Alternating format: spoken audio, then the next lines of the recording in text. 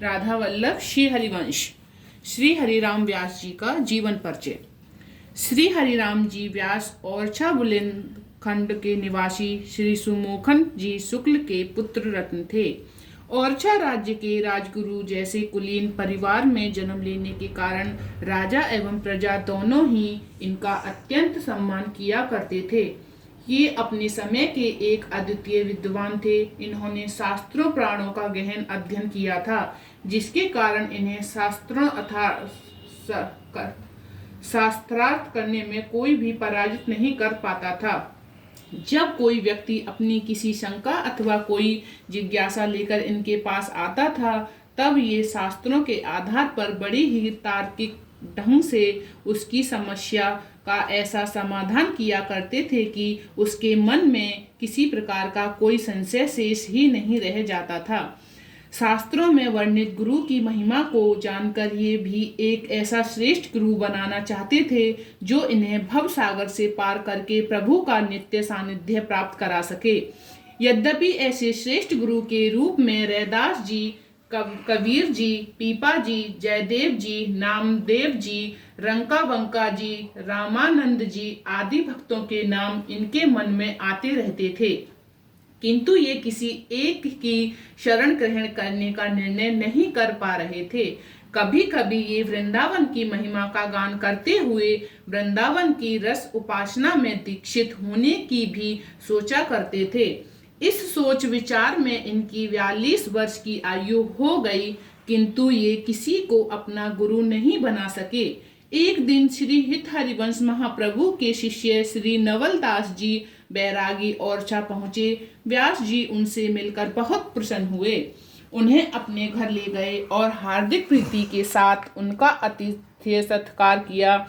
वे जब भी चलने की बात करते तब व्यास जी आग्रह पूर्वक उनसे और कुछ दिन रुकने का निवेदन करते। एक दिन सत्संग करते हुए श्री नवलदास जी ने श्री हिताचार्य का आज अति राजत दंपत्ति भोर यह पद गाया, जिसे सुनकर व्यास जी अत्यधिक हर्षित हुए तथा इस पद के अर्थ का विचार करते हुए व्यास जी का रोम रोम पुलकित हो उठा। उक्त पद की अंतिम पंक्ति जय श्री हित हरिवंश लाल ललना मिली हियोस रावत मोर के भाव का अनुसंधान करते हुए व्यास जी सोचने लगे कि मिलन तो लाल और लालना का होता है, किंतु शीतलता की प्राप्ति श्री हित हरिवंश जी को होती है। ये बड़ी विचित्र बात है। वस्तुतः जब भी दो लोग आपस में मिलते हैं तब उन दोनों का हृदय ही प्रसन्नता का अनुभव करता है, किसी तीसरे का हृदय शीतल नहीं होता। फलतः व्यास जी को श्री हित हरिवंश जी के विषय में जानने की तीव्र उत्कंठता हुई। तब व्यास जी की हार्दिक रुचि समझकर नवल दास जी ने उन्हें बताया कि श्री हिताचार्य जी की प्रेमोपासना में विधि निषेध का बंधन नहीं है तथा योग, यज्ञ, जप, तप, व्रत आदि को रस भक्ति के आगे तुच्छ बना दिया गया है। इस उपासना में नित्य बिहारी श्री राधा वल्लभ लाल इष्ट हैं, अतः आप उन्हीं को अपना इष्ट एवं श्री हिताचार्य जी को अपना गुरु बना लीजिए। इस चर्चा से व्यास जी के हृदय में वृंदावन रस पिपाशा के साथ साथ उस रस प्राप्ति की मधुर आशा भी जाग उठी थी। फलतः व्यास जी नवलदास जी के प्रस्ताव से तत्काल सहमत हो गए और विक्रम संवत 1591 के कार्तिक मास के आरंभ में ये नवलदास जी के जन्म श्री हिताचार्य के दर्शन के लिए श्री वृंदावन पहुंच गए। मंदिर में पहुंचकर इन्होंने देखा कि हित जी महाराज ठाकुर जी के लिए रसोई बना रहे हैं। व्यास जी उनके दर्शन करके अत्यंत आनंदित हुए और उनसे उसी समय सत्संग संबंधी वार्तालाप करने का निवेदन करने लगे। श्री हिताचार्य ने उनकी उत्सुकता देखकर चूल्हे पर चढ़ा हुआ पात्र नीचे उतार दिया और आग बुझा दी। व्यास जी ने नम्रता के साथ कहा कि आपने पात्र क्यों उतार दिया? आप एक साथ दोनों काम कर सकते थे, हाथ से रसोई बना सकते थे और मुख से चर्चा कर सकते थे। करना धरना ये हाथ का धर्म है और कहना सुनना मुख का काम है। यह तर्क सुनकर महाप्रभु जी ने उनको एक पद यह जू एक मन बहुत ठोर करी कही कौन काने सचु पायो तत्काल बनाकर सुनाया। इस पद में महाप्रभु जी ने कहा कि मनुष्य को एक मन मिला है, उसको एक ही समय में दो जगह लगाने से किसी को सुख नहीं मिलता। दो घोड़ों पर सवारी करके कोई दौड़ नहीं सकता। इस दृष्ट जगत में जो कुछ भी है वह सभी असत्य है, वंचना है, प्रपंच है, नाशवान है। अतः श्री श्यामा श्याम के चरण कमलों से प्रीति रखने वाले रसिक जनों की प्राप्ति अपने आप को संपूर्ण रूप से समर्पित कर देना ही परम श्रेयस्कर है, क्योंकि उन रसिक जनों के हृदय रूपी सरोवर में ही श्री श्यामा श्याम के चरण रूपी कमल खिला करते हैं। इस पद का व्यास जी के ऊपर इतना अधिक प्रभाव पड़ा कि उन्होंने भक्तों को अपना इष्ट ही बना लिया और जीवन भर उनकी सेवा करते रहे। इसके साथ ही इन्होंने श्री हिताचार्य जी से प्रार्थना की कि आप मुझे हित धर्म की शिक्षा देकर मंत्र दीक्षा प्रदान करने की कृपा करें। महाप्रभु जी ने भी इनके हृदय की सच्ची श्रद्धा देखकर इनको निज मंत्र दे दिया। ये महाप्रभु जी से विवाद करने के लिए जो पोथियां अपने साथ लाए थे उन सबको इन्होंने यमुना जी में प्रभावित कर दिया और वृंदावन वास का अनन्य व्रत लेकर हित रस रीति के अनुसार नित्य निकुंज विलासी रस मूर्ति हृदय युगल श्यामा श्याम की उपासना करने लगे। कालांतर में इन्होंने एक कुएं से ठाकुर जी युगल किशोर जी को प्रकट किया तथा उनके बामंग में श्री प्रिया जी की गोद गादी सेवा स्थापित की और हित पद्धति के अनुसार उनकी अष्टयामी सेवा अत्यंत लाड चाव पूर्वक करने लगे। व्यास जी और नवलदास जी के मध्य हुई वार्ता में व्यास जी ने जब से यह सुना था कि गोस्वामी श्री हित हरिवंश चंद्र जी ने वृंदावन में एक रास मंडल की स्थापना कर उस पर ब्रजवासी बालकों द्वारा नित्य रास का नाट्य रूप से अनुकरण कराया जाना प्रारंभ किया है, तभी से इनके मन में उसे अपनी आंखों से देखने की लोल लालसा उत्पन्न हो गई थी। किंतु जब इन्होंने वृंदावन में आने के पश्चात उस नित्य रास लीलानुकरण को प्रत्यक्ष रूप से देखा, तब ये उसके मधुर आकर्षण से ऐसे मोहित हुए कि इन्होंने उसे रसोपासना का अनूठा माध्यम स्वीकार करते हुए उसे अपनी दैनिक चर्या ही बना लिया और कह उठे, नैन न मुदे ध्यान को किए न अंग न्यास, नाच गए रास ही मिले वसी वृंदावन व्यास। एक समय वृंदावन में रास लीलानुकरण हो रहा था, जिसमें गोस्वामी श्री हित हरिवंश जी, स्वामी हरिदास जी, प्रबोधानंद जी आदि बड़े बड़े अन्य अनन्य रसिकों के साथ व्यास जी भी थे। रास लीलानुकरण में नृत्य करते समय श्री राधा का स्वरूप बने बालक के चरणों में धारण किया गया नूपुर टूट गया और उसके घुंघरू बिखर गए। यह देखकर व्यास जी ने अनन्य प्रेम के आगे वर्णाश्रम धर्म की तनिक भी परवाह किए बिना तत्काल यज्ञोपवीत छोड़कर उसके धागे से नूपुर को घुंघरू गूंथ दिए और लीला यथावत चलने लगी। यह करने के बाद ये महत्त जनों की उस भरी सभा में बोले, इस यज्ञोपवीत को जन्म भर ढोया पर काम आज ही आया। नावाजी ने अपनी भक्तमाल में व्यास जी की प्रशंसा में लिखे छप्पे में कहा है कि नो गुनो तोरी नूपुर गोयो महत सभा मधी, रास के उत्कर्ष तिलक अरुदाम को। भक्त इष्ट अति व्यास के व्यास जी को विक्रम सन 1591 से विक्रम सन 1609 के मध्यकाल तक अपने गुरुवर गोस्वामी श्री हित हरिवंश जी छत्र छाया प्राप्त हुई थी, किंतु विक्रम सन 1609 में गुरुवर के अंतर्हित हो जाने से इन्हें हृदय विदारक पीड़ा हुई। गोस्वामी श्री हित हरिवंश जी के निकुंज गमन के पश्चात व्यास जी ने अपने हार्दिक वेदना और रसिक समाज की दुर्दशा का वर्णन करते हुए एक पद की रचना की, जिसमें इन्होंने कहा है कि श्री हरिवंश चंद्र जी रसोपासना और रसिक जनों के आधार थे। उनके बिना अब इस उपासना का भार कौन वहन करेगा और कौन श्री राधा को प्यार दुलार भरे सुंदर वचन सुनाएगा।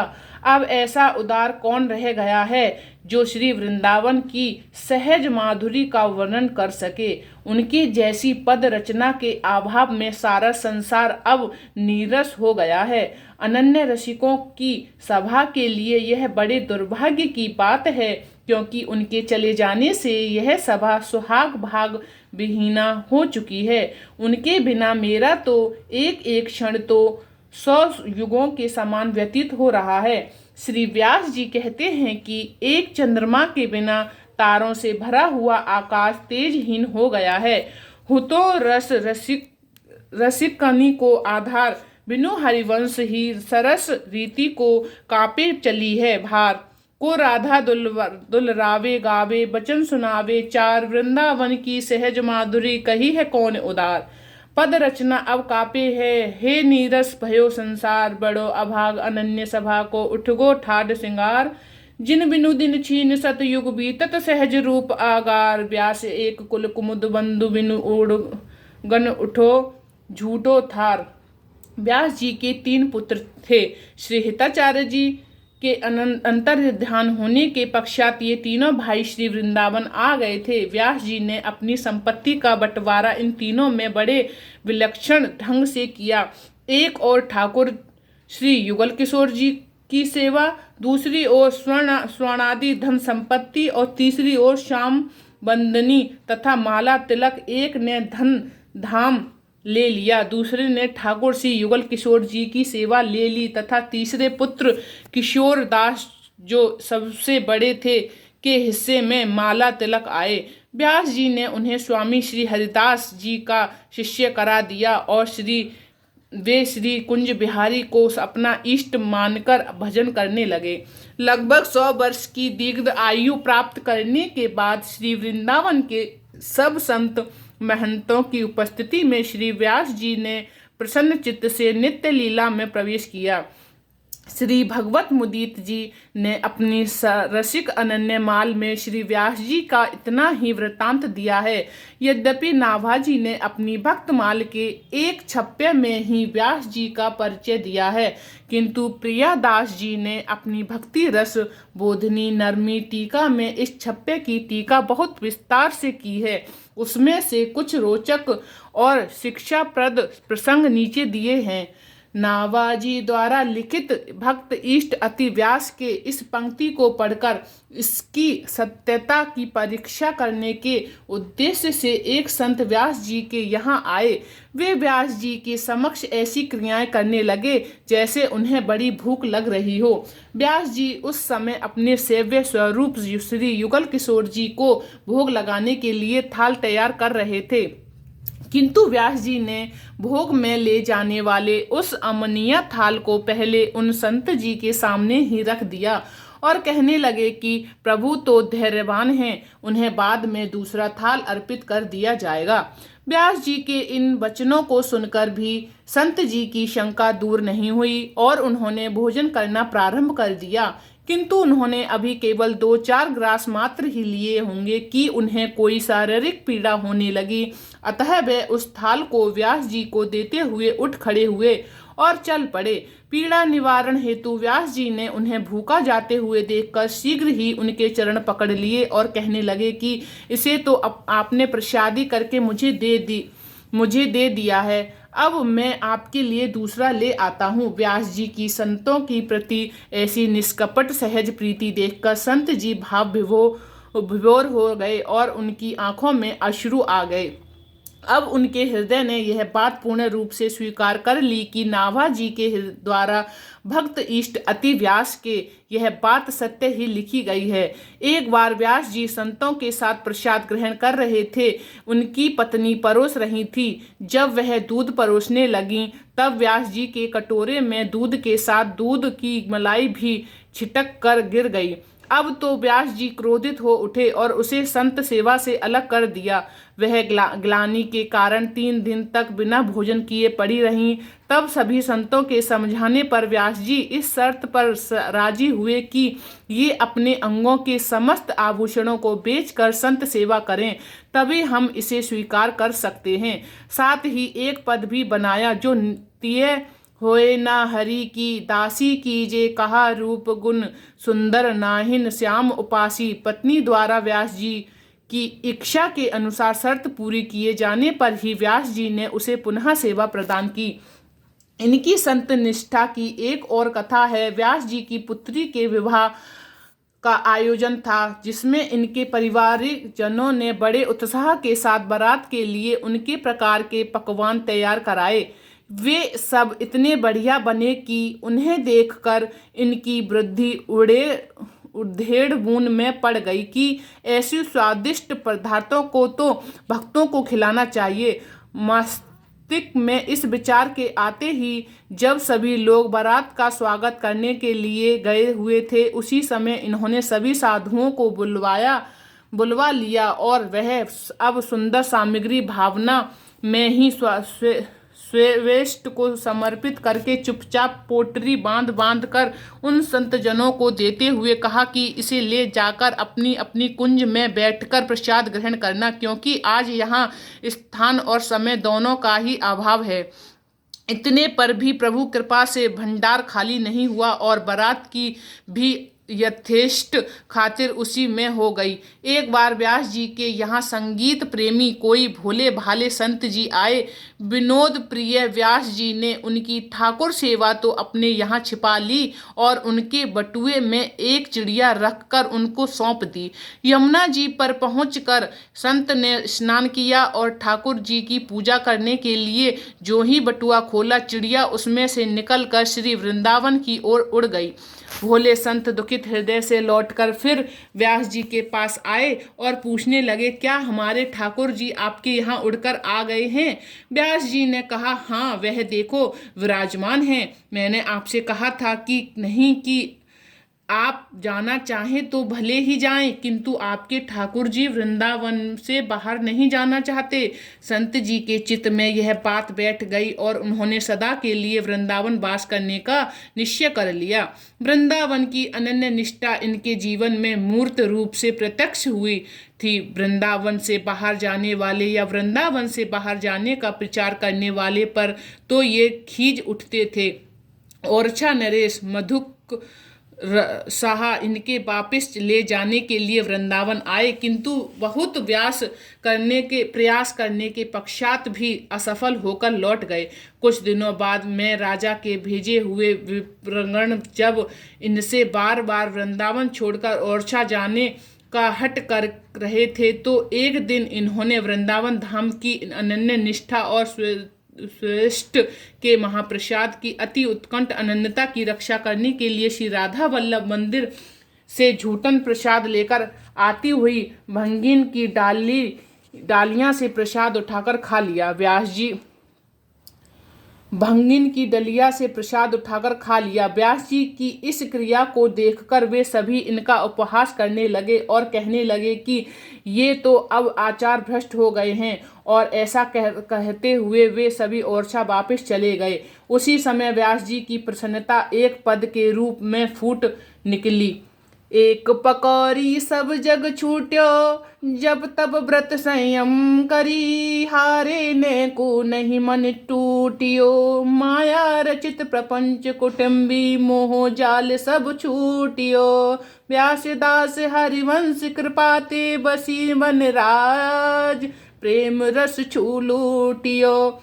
ओरछा लौटकर उन्होंने जब राजा को यह घटना सुनाई, तब राजा स्वयं ही इन्हें मनाने वृंदावन पहुँचे और आग्रह किया कि एक दिन के लिए ही सही, किंतु आप एक बार ओरछा अवश्य पधारें।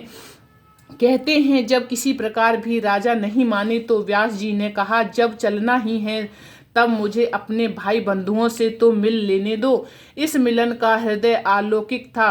व्यास जी का वृंदावन की लता पताओं से घनिष्ठ प्रेम था। किसी भी परिस्थिति में श्री वृंदावन से बाहर जाना इनके लिए असंभव हो गया था। राजा ने देखा कि व्यास जी वृंदावन की लता और वृक्षों से लिपट लिपट कर रो रहे हैं और कह रहे हैं, मुझसे ऐसा क्या अपराध बन गया जो आज तुमसे अलग हो रहा हूँ। व्यास जी के इन अद्भुत आचरणों को देखकर ओरछा नरेश मधुकर साहा अत्यधिक प्रभावित हुआ, क्योंकि वे बड़े ही धर्मनिष्ठ राजा थे। उनका हृदय पिघल गया और व्यास जी के साथ वे भी रो पड़े। उन्होंने तब व्यास जी के चरणों पर गिरकर अपने दुराग्रह के लिए क्षमा मांगी और व्यास जी से भगवत भक्ति का उपदेश लेकर अपने राज्य लौट गए। एक दिन व्यास जी अपने आराध्य ठाकुर श्री युगल किशोर जी के मस्तक पर जरी की पाग धारण करा रहे थे, किंतु सिर के चिकना होने के कारण वह बार बार खिसल पड़ती थी। बहुत प्रयत्न करने के पश्चात भी जब पाग नहीं बंध पाई तो यह ठाकुर जी से कहने लगे, महाराज या तो आप पाग बंधवा लो या फिर अपने आप ही बांध लो। यह कहकर ये सेवा कुंज चले गए, लेकिन रह रहकर इनको पाग की याद आती थी। अंत में जब नहीं रहा गया तो वे वापस आए और देखा कि श्री ठाकुर जी के मस्तक पर बड़ी सुंदर ढंग से पाग बंधी हुई है। श्री युगल किशोर जी की अद्भुत रूप माधुरी का दर्शन करके व्यास जी अत्यंत आनंद से भर गए और बोल उठे, जब आप ऐसी सुंदर पाग बांधना जानते हैं तो भला मेरी बांधी हुई पाग आपको क्यों पसंद आने लगी। ऐसी ही एक घटना वंशी धारण कराने की है। एक बार व्यास जी ठाकुर श्री युगल किशोर जी के कर कमलों में जिस वंशी को धारण करना चाहते थे वह मोटी होने के कारण उनके हाथ में नहीं आ पा रही थी। बार बार प्रयत्न करने पर भी जब ये उस कार्य में सफल नहीं हुए तो वंशी को वहीं रखकर ये मंदिर से बाहर आ गए। कुछ समय बाद मंदिर में जाकर इन्होंने देखा कि ठाकुर जी वही बंसी धारण किए हुए हैं, मुस्कुरा रहे हैं।